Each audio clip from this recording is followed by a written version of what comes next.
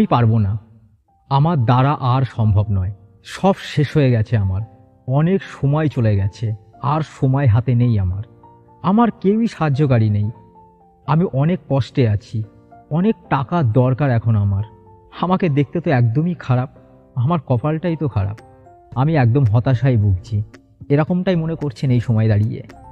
তাই যদি হয়ে থাকে তাহলে আজকের ভিডিওটা শুধুমাত্র আপনার জন্য। আচ্ছা আপনি বলুন তো, আপনি কতবার চেষ্টা করে নিশ্চিত হয়ে বলছেন যে আপনি আর পারবেন না? কে আপনাকে নিশ্চয়তা দিয়েছে যে আপনার দ্বারা আর সম্ভব নয়?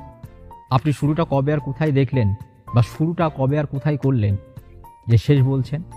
কোন ঘড়ির কাঁটা আপনাকে জানান দিচ্ছে যে আপনার সময় চলে গেছে, আপনার হাতে আর কোনো সময় নেই? ফ্রেন্ড, সবাই নিজেকে নিয়েই তো ব্যস্ত, কার এত সময় আছে যা আপনাকে সাহায্য করবে বা আপনাকে সাহায্য করার মতন সময় তার কাছে আছে?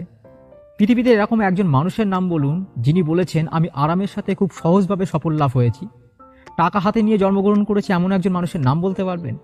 নিজের টাকা নিজের চেষ্টাতে অর্জন করতে হয়, পরের টাকা সাহায্য হতে পারে মাত্র, কিন্তু কখনো বড় হওয়া যায় না। ভালো চেহারা না হলে কি কখনো বড় হওয়া যায় না? এমন নিশ্চয়তা কোথায় পেলেন আপনি? কোন আয়নায় দেখেছেন নিজেকে? সেখানে কপালে কি লেখা আছে, সেটা কি আছে, সেটা কি আপনি কখনো পড়তে পেরেছেন? হতাশা থেকে কতবার বেরানোর জন্য আপ্রাণ চেষ্টা করেছেন আপনি? নিজের হাতেই নিজেকে গড়েছেন, সেটা খারাপ হোক বা ভালো। খারাপ হলেই আপনি ভেবেছেন যেটা আবার কেমন করে হলো। কেন আপনার মনের মতো করে সব কিছুই হয়নি তা কখনো কি ভেবে দেখেছেন? নিজের মনের ভিতরে একটা নিষ্ঠা ভাব, আত্মমন্থন, আত্মসমালোচনা কখনো করেছেন?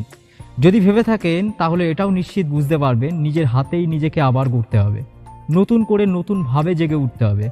আর সময় অপচয় করা যাবে না। এই পৃথিবীতে নিজের কি অবদান রেখে যাবেন সেটা আপনাকেই ঠিক করতে হবে। তাহলে আবার নতুন করে শূন্য থেকে শুরু করুন। বিগত দিনগুলোর কথা ভুলে যান আর সেই ভুলগুলো থেকেই শিক্ষা নিন। চলুন আবার নতুন করে শুরু করা যাক, নতুনভাবে পথ চলা। 2025-এ আপনার জার্নি খুব সুন্দর হোক, আপনার সমস্ত স্বপ্ন পূরণ।